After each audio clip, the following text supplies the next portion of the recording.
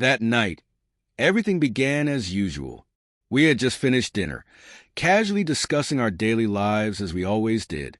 But then, in an instant, everything changed. The words that left her lips shattered the familiar rhythm of our conversations.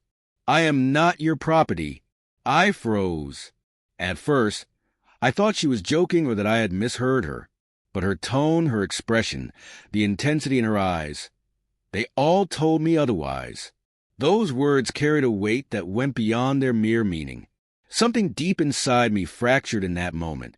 It wasn't anger. It wasn't disappointment. It was a cold, piercing realization. For years, I had devoted myself to keeping our relationship afloat.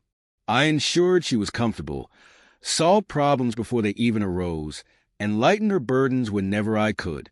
And yet, at this moment, I came to understand something painful.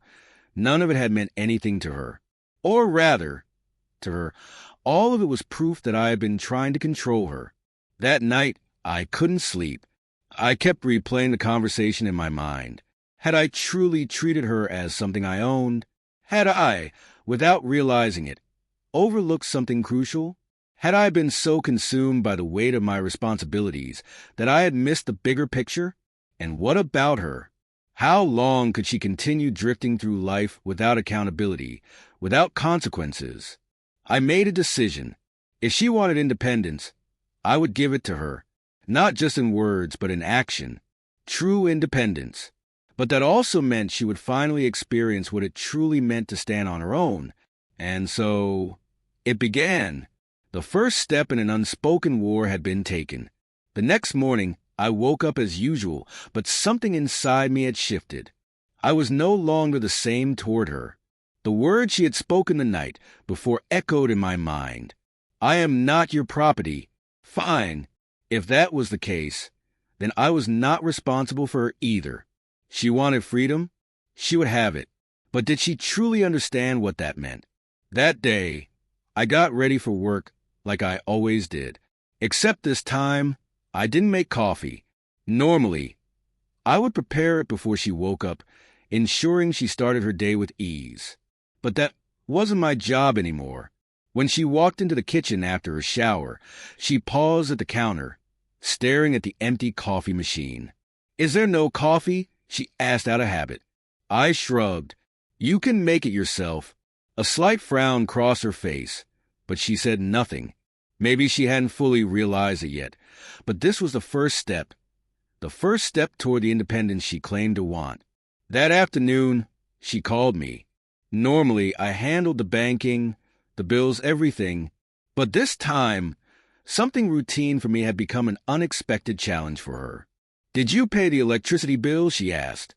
Calmly, I answered, "No. You can pay it. The details are in the folder." A brief silence stretched between us before she spoke again, this time with a trace of frustration. "What do you mean I can pay it? You always take care of these things." I smiled slightly. This was the reaction I had been waiting for. "Yes, I used to. But now, you're independent, remember? You can handle everything yourself." She didn't reply. She took a deep breath, and then the call ended. In that moment, I realized she hadn't grasped the true meaning of her words. Freedom wasn't just about demanding it. It came with responsibility. But to her, independence had always meant making her own choices without bearing the burden of the consequences. That evening, when she returned home, I noticed the exhaustion in her eyes. She was quieter than usual, lost in thought. She sat at the dining table and hesitated before finally asking, "Where's dinner?" I didn't even turn off the TV as I replied, "I don't know. You can make whatever you feel like eating." A brief silence. Her eyes narrowed slightly as she tried to suppress her irritation. "But you always cook dinner." I nodded. "Yes, because it was my responsibility. But not anymore. You're independent, remember?" For the first time, something changed in her. She didn't snap or argue. Instead, she took a deep breath and walked into the kitchen. I watched as she opened the fridge, surveyed its contents, then closed it again with a firm motion. It was clear she had neither the energy nor the desire to cook. But she also had no other option. I wasn't going to intervene. That night, she didn't go back into the kitchen. She didn't eat dinner. Instead, she quietly retreated to her room. The next morning, the silence between us persisted. I didn't make coffee. I didn't prepare breakfast. And she stubbornly didn't ask. But the breaking point came in the afternoon. During my lunch break, my phone rang. It was her. My car was due for an oil change. "Why didn't you take it in?" she asked, her voice carrying a subtle tension. I pressed the phone to my ear and responded calmly. "Because it's your car. You can handle it yourself." This time, the silence stretched longer. I could hear her take a deep breath. Struggling to hold something back then, she simply said, "Okay," and hung up. But I knew deep down that a question was now lingering in her mind. How long would this continue? That evening, when she returned home, the exhaustion on her face was undeniable. This silent war, dragging on for days, was taking its toll on both of us. But I wasn't going to retreat because this was no longer just about pride. I needed her to see the reality of the life she had chosen.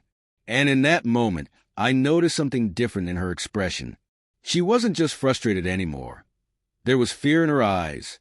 She had thought she wanted independence, but she hadn't considered the loneliness that came with it, and that was something she had never accounted for. But this battle was far from over. The next day, everything became even clearer. She knew it now, too. I had changed. When she woke up, I saw her standing in the kitchen next to the coffee machine. For the first time in days, she made her own coffee without saying a word to me. A small act, but it spoke volumes. She now understood that her expectations would no longer be met. But it wasn't just about coffee. It was about the realization that she was now truly alone in every aspect of her life. Throughout the day, I observed her struggling with the little things I used to handle. The laundry remained untouched, the trash piled up. Her car's maintenance became her concern. Each responsibility now rested squarely on her shoulders. That afternoon, she sent me a brief text. "Are you going grocery shopping?" She had never needed to ask before. I always took care of it. But this time, my response was simple. "No, you can do it." Minutes passed without a reply. Then, finally, she sent a single word. "Okay." That evening, when she walked through the door carrying grocery bags, her face told me everything. She was tired, no longer angry, but deep in thought. She sat at the table, scrolling through her phone in silence. Finally, without looking up, she asked, "How long do you think this will last?" I met her gaze calmly. "I don't know," I said, "but you wanted independence, and I gave it to you." She bit her lip, processing my words. I could see her weighing something in her mind, but she chose not to respond. That night, as she retreated to her room, I realized something deeper than even she had expected. Wanting independence was easy, but true independence came with loneliness, and she wasn't prepared for that. But there was no turning back now. Until she found her own way, I would continue on mine. Days passed, and the atmosphere in the house grew heavier. What had begun as a quiet challenge had now transformed into a cold war. We didn't argue, but every action we took sent a clear message. She had wanted independence. I had given it to her, but being independent meant shouldering everything alone, and she was beginning to grasp just how difficult that was. A few days ago, we had clashed over the electricity bill. Now, she noticed something else. The fridge was nearly empty. I had always done the grocery shopping, but now she was waiting and I did nothing. When she got home that evening, she walked into the kitchen, opened the fridge, and let out a deep sigh before slamming it shut. "What's for dinner?" she asked, though she already knew the answer. I shrugged. "I don't know. Whatever you bought is what's there." She looked at me for a moment before turning away. It was as if she wanted to say something, but her pride kept her silent. Eventually, she grabbed her bag and walked out of the kitchen. The irritation in her footsteps was unmistakable. The breaking point came that night. When she returned, She was carrying grocery bags, but something had changed. She looked drained, tense. She didn't glance at me as she went straight into the kitchen. A moment later, I heard her voice. "This can't go on." I remained silent, waiting. Then she continued. "Yes, I wanted independence, but I didn't want to go through it alone." I looked up at her. Her eyes were weary, but there was no defiance left, no anger, just realization. "I wanted to be independent," she admitted, "but I didn't want to be alone. I didn't want to replace you. I wanted to share things with you. But instead, you pulled away completely, and that's not a solution either." Hearing those words, something inside me softened. In that moment, I realized that the silent battle we had been fighting for weeks had been meaningless.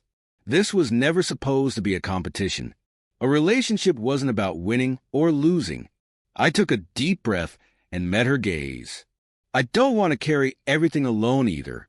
But this isn't just my responsibility. It's ours." And in that moment, for the first time, I felt like we truly understood each other. This wasn't about surrender. It was about finding balance. That night, for the first time, we took a step toward rebuilding. And with time, everything began to heal.